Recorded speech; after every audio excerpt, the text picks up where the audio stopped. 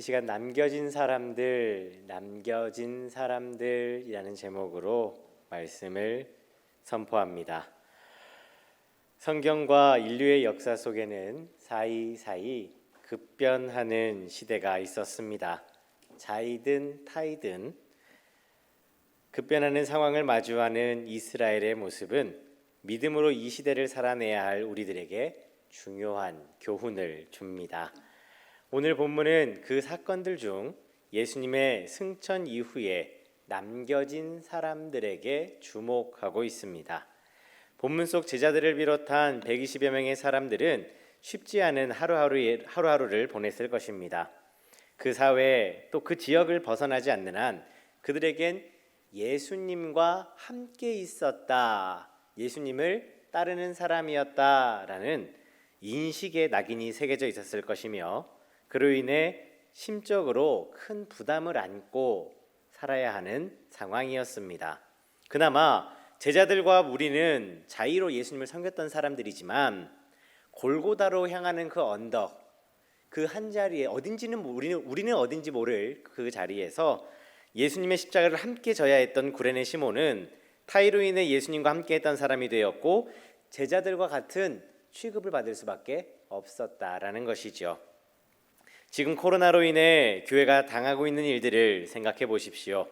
방역을 더 신경 쓰지 못한 안타까움이 있는 것은 사실이지만 그 어느 때보다 사회에서 비판과 주목을 받고 있습니다. 대부분의 교회들은 누구보다 열심히 방역하고 서로 조심 또 조심하고 있지만 본질적인 예배를 지켜가면서 이처럼 노력을 해도 어떤 식으로든 문제가 발생을 하면 그 책임의 화세를 그대로 감내해야 하는 상황입니다. 사회 내에서 차별과 소외로 고통받던 이들을 위해 대사회적 관심과 봉사를 활발히 해왔던 교회이지만 지금은 차별하며 공익을 반대하는 사람들로 비춰져 있습니다. 교회와 성도님들을 생각할 때 마음이 아프고 속상한 심정을 금할 길이 없습니다. 예배에 참여한 모두 각자가 가진 생각과 방향은 다를지라도 이 아픔과 속상함에는 공감하실 줄 압니다. 이에 대한 대응으로 각종 방법론에 대해서 주장합니다만 여러분 기억하십시오. 우리는 주님의 몸된 교회입니다. 그 어떤 방법과 대응보다 우선해야 할 것은 이럴 때 우리 주님이라면 어떻게 하셨을지, 주님은 우리가 어떻게 하길 원하실지를 먼저 생각해야 한다는 것입니다. 오늘 예수님께서 승천하신 이후 남겨진 사람들의 믿음과 순종에 대해 나누며 우리 모두 이 시대에 이와 같이 남겨진 사람들 되길 소망합니다. 남겨진 사람들 첫 번째, 때를 기다려야 합니다. 13절의 전반절입니다. 들어가 그들이 유하는 다락방으로 올라가니 라고 말씀합니다. 제자들은 예루살렘으로 돌아와 다락방으로 올라갔습니다. 이 다락방은 제자들에게 무척 익숙한 장소입니다. 예수님과 마지막 만찬을 했던 곳이며 부활하신 주님을 만난 곳입니다. 그래서 성경은 그들이 유하던 다락방으로 올라갔다라고 말씀하고 있는 것이죠. 그들은 모이기에 힘쓰고 기도하며 성령님이 오실 때를 기다렸습니다. 왜 그렇게 했을까요? 바로 우리 주님께서 명령하셨기 때문입니다. 주님은 제자들을 비롯한 많은 사람들이 보는 가운데 승천하셨습니다. 승천하시기 전 성령님을 보내실 것과 복음 전파의 사명을 제자들에게 주셨지요. 앞서 4절을 보면 예수님께서는 제자들에게 예루살렘을 떠나지 말고 약속하신 것을 기다리라라고 말씀하셨습니다. 예수님은 제자들에게 떠날 계획이 있음을 아시고 알고 계셨기에 떠나지 말고라고 당부하신 것이죠. 제자들이 떠나려고 한 이것은 어찌 보면 자연스러운 일입니다. 11절을 보십시오. 천사들이 이들을 향해 갈릴리 사람들아 라고 말씀합니다. 이는 그들의 출신과 신분을 드러내는 표현입니다. 영적으로 소외된 지역에 있었고 예루살렘에 기반을 가지고 있지 않은 제자들이 지금 이곳에 모여 있는데 이들이 떠나려고 했다라는 것은 어쩌면 자연스러운 일이겠죠. 앞서 말씀드렸듯 종교 지도자들이 자신들을 잡을지도 모른다는 불안감도 가지고 있었습니다. 그때에 누구도 그들을 변호하거나 지켜주거나 보호해 줄 리가 없었습니다. 이런 측면에서 볼 때 우리가 생각하는 것 이상으로 제자들은 어려운 상황이었다라는 것이죠. 이런 제자들이 지금 의지할 수 있는 것, 이 다락방에 모여서 의지할 수 있는 것은 오직 한 가지였습니다. 바로 성령님을 보내주시겠다는 예수님의 약속입니다. 그리고 그때를 기다리라 라고 하신 명령이지요. 제자들은 예수님의 약속과 명령을 신뢰했습니다. 예수님은 앞서 죽음과 부활을 말씀하셨고 그 말씀을 친히 이루어 주셨지요. 부활하신 주님은 제자들과 40여일을 함께 계시며 지난 3년간 말씀으로 가르치시고 삶으로 보여주셨던 것을 하나하나 정리해 주셨습니다. 주님이 말씀하셨기에 제자들은 예루살렘을 떠나지 않고 그들이 유하던 다락방으로 올라가 기도하며 그때를 기다릴 수 있었던 것입니다. 그리고 몇 날이 지나 약속하신 성령님께서 찾아오셨습니다. 때가 되어 성령으로 세례받고 충만함을 입은 제자들은 이전의 한계와 두려움을 극복하고 복음 전파 사역을 잘 감당할 수 있었습니다. 이 과정은 순탄치 않았습니다. 핍박과 흩어짐의 위기를 경험하지만 그때 성령님의 인도하심을 따라 초대교회의 기둥이요 주님의 선한 동역자로서 사명을 감당해 내었습니다. 사랑하는 남부가족 여러분, 주어진 삶에 충실하며 그때를 기다릴 수 있기를 소망합니다. 약속의 때를 기다리며 준비한 제자들에게 담대함과 능력을 주시고 그들을 교회의 기둥으로 삼아 주셨습니다. 제자들처럼 고되고 어려운 중에 놓인 우리들에게도 주신 약속이 있습니다. 그 약속은 바로 예수님의 재림이지요. 제자들에게 임한 성령님은 오늘 함께 모여 예배하는 우리 중에도 계신 줄 믿습니다. 그 성령님을 힘입어 주님 오실 때를 소망하며 기다려야 합니다. 성경에 기록된 모든 일들이 하나님의 때에 이루어진 것처럼 평안과 기쁨, 슬픔과 아픔을 넘어 종국에는 우리 주님께서 다시 오심을 우리가 함께 보게 될 줄 믿습니다. 그때가 가까우는 이때에 우리 성도님들은 어떻게 해야 할까요? 복음 전파와 더불어 우리가 꼭 해야 할 일이 한 가지 있으니 그것은 바로 끝까지 사랑하는 것입니다. 복음 전파야 우리 주님께서 승천하시기 전에 너희는 사마리아와 온 땅 끝까지 이르러서 내 증인이 되라 라고 말씀하셨기에 당연한 것이고요. 주님께서 우리의 끝까지 사랑할 것을 또한 가르쳐 주셨습니다. 여러분 요한복음 13장 1절입니다. 유월절 전에 예수께서 자기가 세상을 떠나 아버지께로 돌아가실 때가 이른 줄 아시고 세상에 있는 자기 사람들을 사랑하시되 끝까지 사랑하시니라 라고 말씀하십니다. 돌아가실 때가 이른 줄 아시고 끝까지 사랑하시니라 라고 당부하셨어요. 지금 이 다락방에서 예수님을 인도할 베드로의 발을 닦으셨습니다. 예수님을 팔아넘길 가룟 유다의 발도 마찬가지로 닦아주셨죠. 하나님의 때를 이뤄갈 모든 제자들을 발을 닦아주시며 그들을 위로하셨습니다. 바로 지금 제자들이 있는 그곳, 그 다락방에서 주님은 이와 같이 사랑을 보이셨습니다. 주님께서 곧 오르실 골고다 언덕, 제자들도 언젠가는 복음을 위해 당할 고난과 어려움이 있음을 아셨기에 그 발을 닦아주시며 위로하시고 사랑해 주셨습니다. 이 사랑을 본받아 이해하기 힘쓰며 서로 사랑합시다. 연인도 부부도 사랑하기는 매한 가지지요. 하지만 그 깊이는 분명한 차이를 가지고 있습니다. 세월이 담겨 있고 서로의 다름을 인정하는 이해함이 담겨 있습니다. 불강력적 끌림도 있지만 함께 살며 노력하며 그 사랑이 더욱 깊어져 감을 봅니다. 지금처럼 어려운 시기에는 서로가 불안하고 예민할 수밖에 없습니다. 자연스럽게 나를 먼저 생각하게 되고 주변을 돌아볼 이유를 잃어버리곤 하지요. 마지막 때가 가까울수록 이런 현상은 더욱더 심해질 것입니다.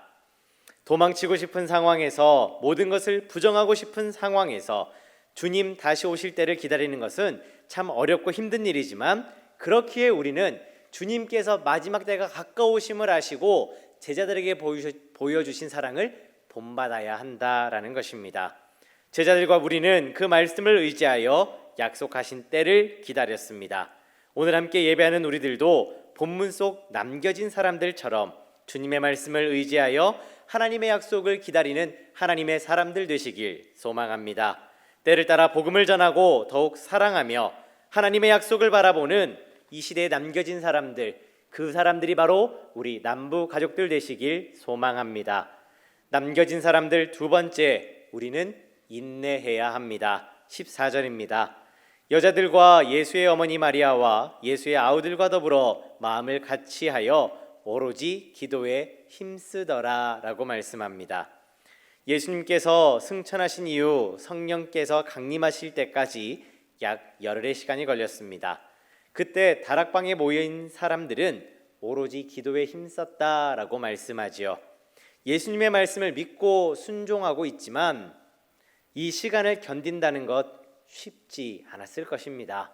우리야 다 흘러간 역사 속에서 열흘이 걸렸더라라고 이해하고 보기에 그랬구나라고 받아들일 수 있는 부분이지만 하루하루 그 피가 마르는 시간을 보내야 했던 제자들에게 그 시간은 정말 어려운 시간이었을 것입니다. 사도행전 2장을 보면 성령님께서 임하셨을 때 각종 방언으로 했던 소리를 들은 사람들이 있었음을 성경이 말씀하고 있습니다. 그들의 기도를 길을 가던 사람들이 들었다라는 것이에요. 평소엔 들리지 않게 하다가 성령님께서 임재하셨을 때 그들의 입술을 통해서 크게 터져 나왔겠습니까? 오로지라고 번역된 이 원어를 보면 꾸준히 집착하다, 열성적으로 지속하다라는 의미가 포함되어 있습니다. 이는 곧 예수님께서 승천하신 뒤 다락에 모였던 그때로부터 성령님께서 오실 때까지 이와 같은 기도가 계속되었음을 우리에게 보여주는 것입니다. 이를 크게 드러나게라고 볼 수는 없지만 의도적으로 숨기거나 은폐하려고 하진 않았다라는 것이죠. 그 소리를 들었던 주변 이웃들이 그들을 어떻게 바라보았겠습니까? 지도자들을 잃고 흩어질 줄 알았는데 모여 있습니다. 그런데 그들이 기도를 하는데 아무런 소망도 없어 보이고 능력도 없어 보이는 저들이 그것을 포기하지 않는 것을 보며 주변 사람들은 어떻게 보았겠습니까? 무척 불편했을 것입니다. 이로 인해 사회적인 불이익을 겪었을 것입니다. 하지만 제자들은 예수님의 약속을 끝까지 붙들고 인내하며 그 자리를 지켰습니다. 여러분, 노아를 보십시오. 아직 세상에 홍수라는 개념이 있기 전에 하나님은 그에게 방주를 만들어라 라고 명령하셨습니다. 하나님의 말씀을 따라 묵묵히 방주를 건조하는 동안 사람들은 그를 조롱하고 멸시했습니다. 무거운 짐을 나르고 무더위 아래서 역청을 치르는 것보다 더 힘들고 어려운 것은 언제인지 모를 그때를 위해 인내해야 한다는 것입니다. 인내하며 고페르나무를 재단합니다. 순종하며 배 아래에 역청을 칠합니다. 하나님은 그렇게 완성된 방주를 가지고 노아와 가족을 구원하셨습니다. 제자들과 함께 모여 있는 이 무리들이 인내하며 기도할 때 누구를 떠올렸을까요? 기도하며 인내하셨던 예수님을 떠올렸을 것입니다. 붙잡히시기 전 예수님은 누구보다 간절히 기도하셨습니다. 모든 멸시와 조롱과 고통을 감당하시고 십자가에서 죽으시는 그 순간까지 죄인들을 위해 중보하시며 인내하셨습니다. 제자들은 그 주님의 모습을 기억하고 기도하며 인내 시간을 견뎌낼 수 있었던 것입니다. 사랑하는 남부가족 여러분, 제자들이 인내하기 위해 모인 다락방은 예수님과 만찬을 나누었던 곳이고 부활하신 주님을 만난 곳이며 예수님의 말씀에 순종하기 위해 옳은 곳입니다. 예배하는 성도님들에게 이 다락방은 교회이고 가정입니다.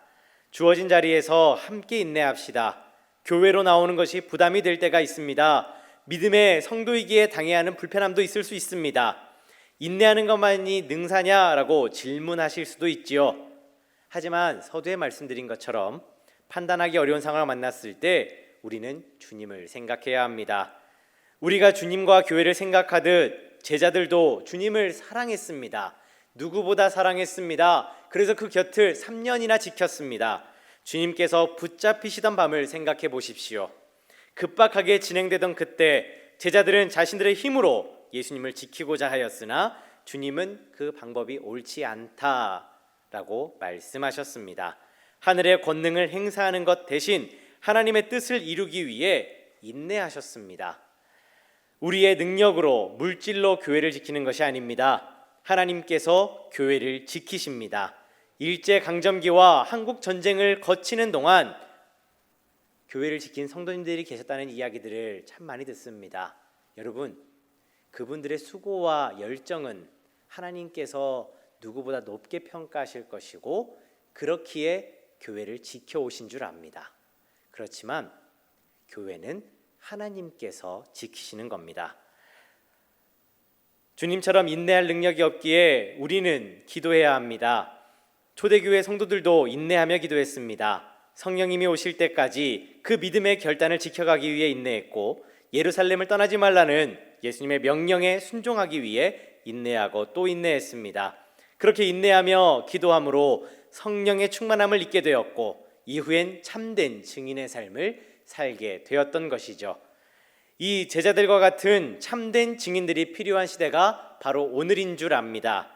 코로나를 비롯한 각종 이유들로 앞으로 교회는 모이기가 더욱 힘들어질지 모르고 그리스도인임을 드러내는 것이 더 어려운 시대가 되진 않을까 걱정이 됩니다.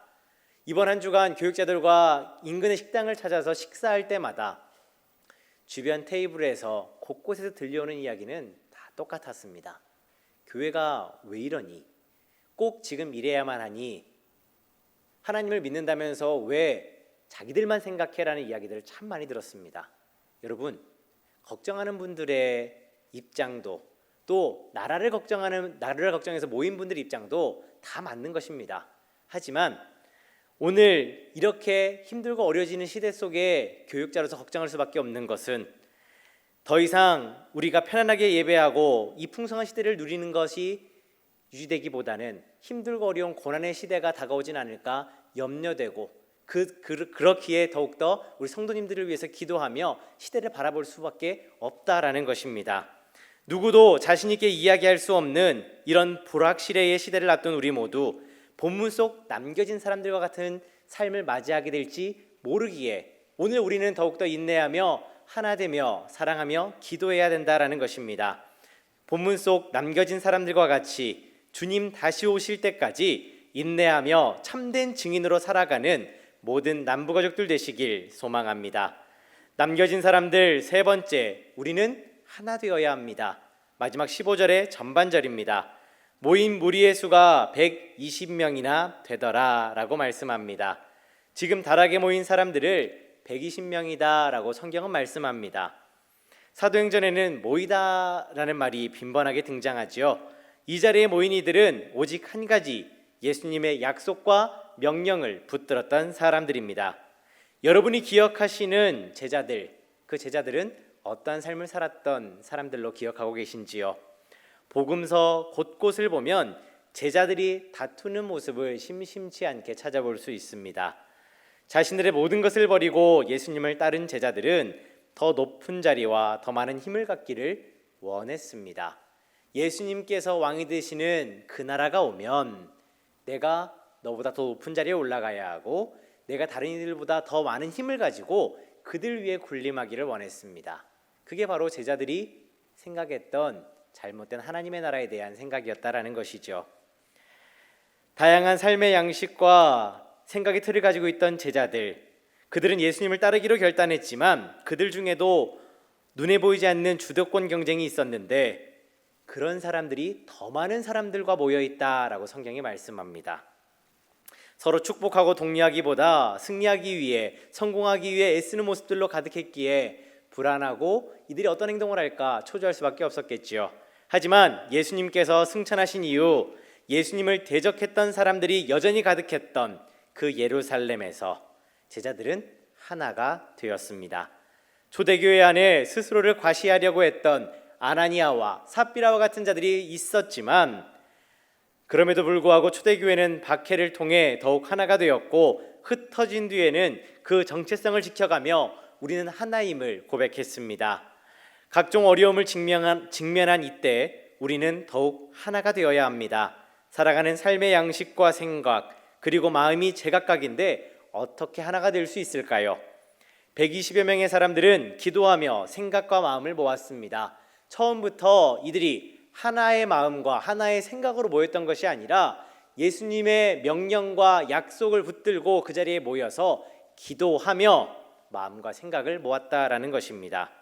기도하며 하나님을 중심으로 우리가 하나가 되어야 될 이유는 분명합니다. 여러분, 북이스라엘의 역사를 보십시오. 211년 동안 19명의 왕이 등극을 하는데 9대의 왕조가 세워졌습니다. 지리적으로 문화와 시대를 이끈 강대국들에 둘러싸여 있지만 반란과 반역으로 얼룩졌던 북이스라엘은 주전 722년에 아수르에게 멸망을 당하고 만 것이죠. 어쩌다 이 지경에 이르렀을까요? 그들은 버림받은 백성이라 그랬을까요?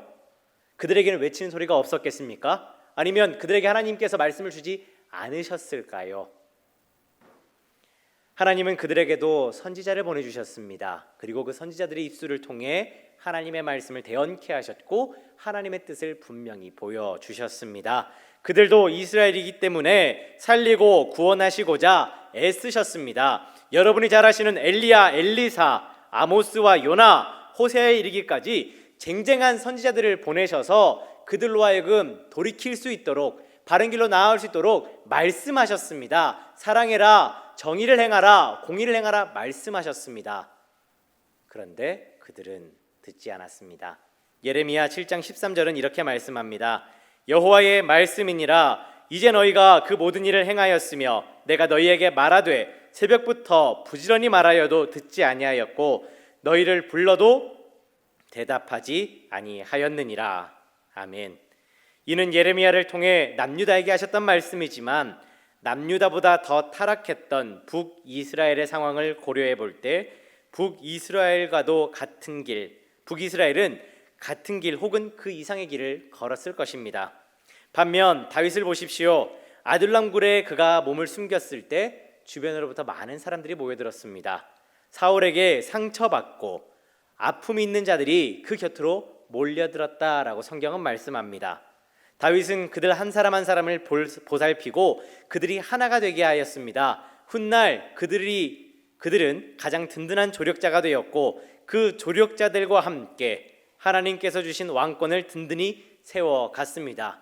하나님께서는 그 충성됨과 수고를 보시고 오늘까지도 믿음의 본이 되는 이름으로 삼아 주셨지요. 사랑하는 남부가족 여러분, 우리가 마주한 어려움 감당할 수 없는 거대한 파도와도 같습니다. 개개인적으로는 이를 온전히 감당할 수 없지만 우리가 하나님을 중심으로 하나 될 수 있다면, 기도하며 하나 될 수 있다면 이전의 어려움도 극복하게 하신 하나님께서 지금 우리가 마주한 어려움도 함께 이겨내게 하실 줄 믿습니다. 일제강점기에도 우리가 믿음을 지키고자 했을 때 하나님은 우리를 지켜주셨습니다. 한국전쟁 가운데도 우리가 하나님을 의지했을 때 하나님은 우리를 지켜주셨습니다. 이를 위해 우리 주님은 지금도 기도하고 계신 줄 압니다. 누가복음 22장 32절은 그래서 이렇게 말씀합니다.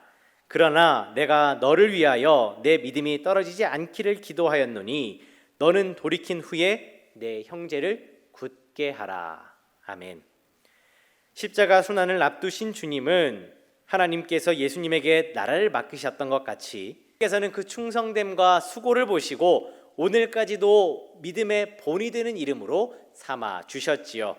사랑하는 남부가족 여러분, 우리가 마주한 어려움 감당할 수 없는 거대한 파도와도 같습니다.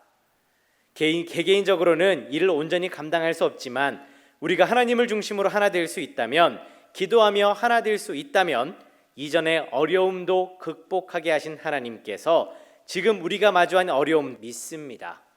일제강점기에도 우리가 믿음을 지키고자 했을 때 하나님은 우리를 지켜주셨습니다. 한국전쟁 가운데도 우리가 하나님을 의지했을 때 하나님은 우리를 지켜주셨습니다. 이를 위해 우리 주님은 지금도 기도하고 계신 줄 압니다. 누가복음 22장 32절은 그래서 이렇게 말씀합니다. 그러나 내가 너를 위하여 내 믿음이 떨어지지 않기를 기도하였노니 너는 돌이킨 후에 내 형제를 굳게 하라. 아멘. 십자가 순환을 앞두신 주님은 하나님께서 예수님에게 나라를 맡기셨던 것 같이 믿음의 본이 되는 이름으로 삼아 주셨지요. 사랑하는 남부가족 여러분, 우리가 마주한 어려움, 감당할 수 없는 거대한 파도와도 같습니다. 개개인적으로는 이를 온전히 감당할 수 없지만 우리가 하나님을 중심으로 하나 될 수 있다면, 기도하며 하나 될 수 있다면 이전의 어려움도 극복하게 하신 하나님께서 지금 우리가 마주한 어려움 믿습니다. 일제강점기에도 우리가 믿음을 지키고자 했을 때 하나님은 우리를 지켜주셨습니다.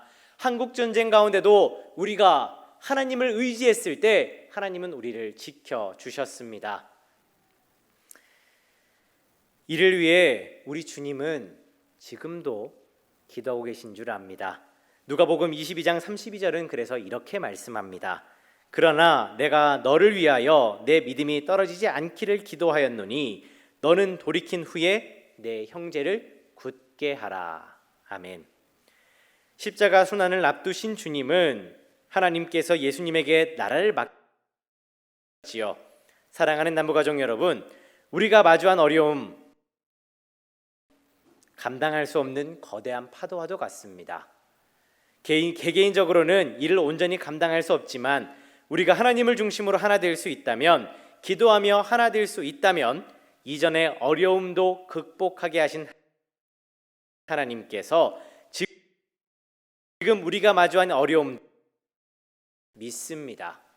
일제강점기에도 우리가 믿음을 지키고자 했을 때 하나님은 우리를 지켜주셨습니다. 한국전쟁 가운데도 우리가 하나님을 의지했을 때 하나님은 우리를 지켜주셨습니다. 이를 위해 우리 주님은 지금도 기도하고 계신 줄 압니다. 누가복음 22장 32절은 그래서 이렇게 말씀합니다.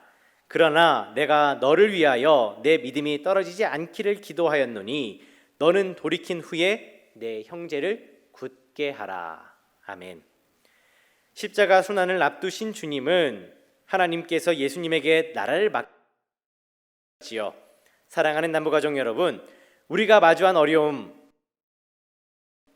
감당할 수 없는 거대한 파도와도 같습니다. 개개인적으로는 이를 온전히 감당할 수 없지만 우리가 하나님을 중심으로 하나 될 수 있다면,